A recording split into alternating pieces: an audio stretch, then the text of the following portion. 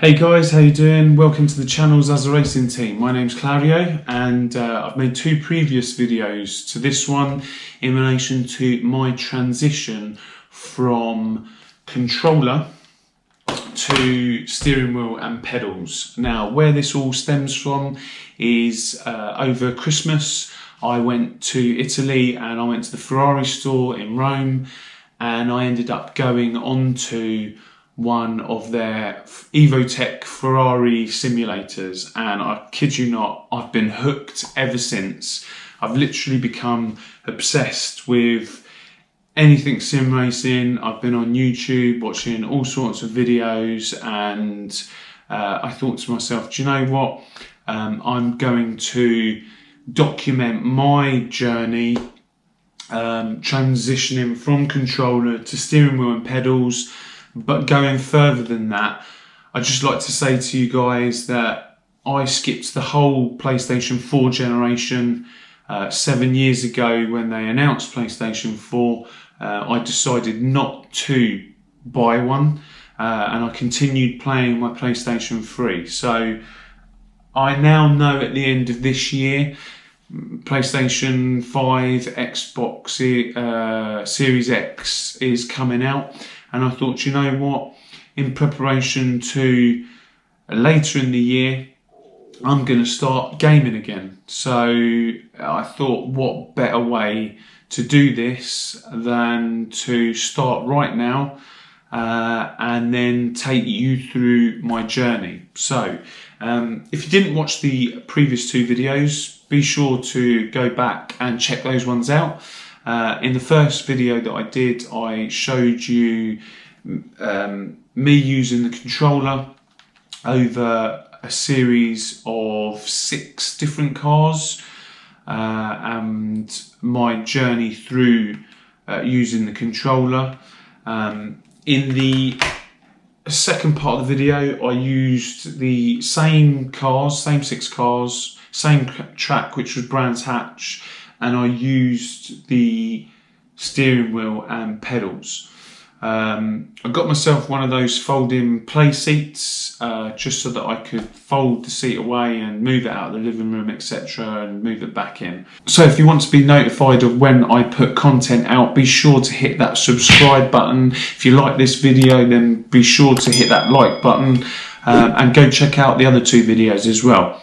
So moving on to the actual conclusion of the controller and steering wheel, this isn't a versus, this is my journey.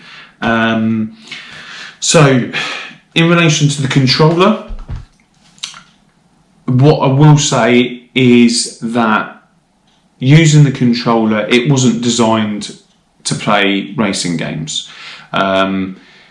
It's an analog stick.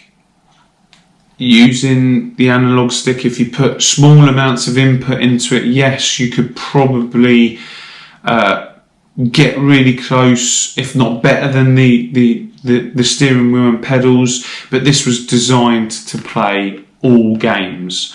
You don't drive a car with one of these. So yes, you can use it, and yes, it does have its purpose in the sense of it's brilliant to just put down and pick up. There's no space required, is what I'm trying to say with this. You can just literally switch on your PlayStation, switch on your Xbox, whatever it might be, play the game that you want to play, whether it be a sim racing game, whether it be a first-person shoot-'em-up game. A controller is a jack of all trades. Okay, if you want that next level,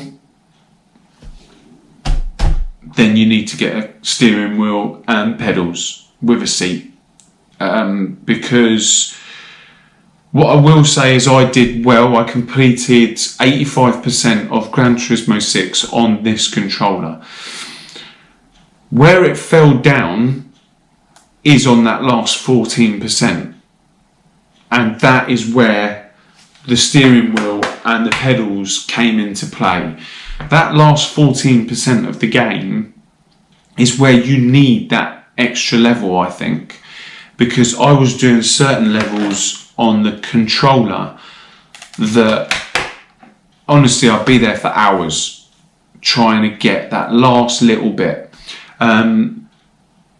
So moving on to the steering wheel and pedals, I literally got onto the game and started completing levels that I couldn't complete with the controller. And for me, that sums up the experience, that if you want to take your journey to the next level, if you're serious about gaming car games, whether it be Assetto Corsa, Project Cars, Gran Turismo, Formula One, whatever it might be, if you want to take your gaming to the next level, then you need to do that with a steering wheel and pedals. There are cons to the steering wheel and pedals, and that is, since I got the steering wheel and pedals, I've had to lug the whole chair from upstairs into my living room, back when I finished, back upstairs, put it away. I've even literally sat down on the couch one weekend and I'm like, can I be bothered to go upstairs, pick up the chair, bring it downstairs, set it all up? It only takes a few minutes to do this, but sometimes that is where the controller comes into play, where you just literally having that lazy day, you just want to switch on the PlayStation, you don't want to do any work. This is the lazy man's game. You just want to sit on that couch and you just want to play a game. That's where the controller comes into play. The problem is once you've used the steering wheel and the pedals, you know you're going to get that extra level. You know that you're going to get the consistency. And that is what I found over the two videos that I did before.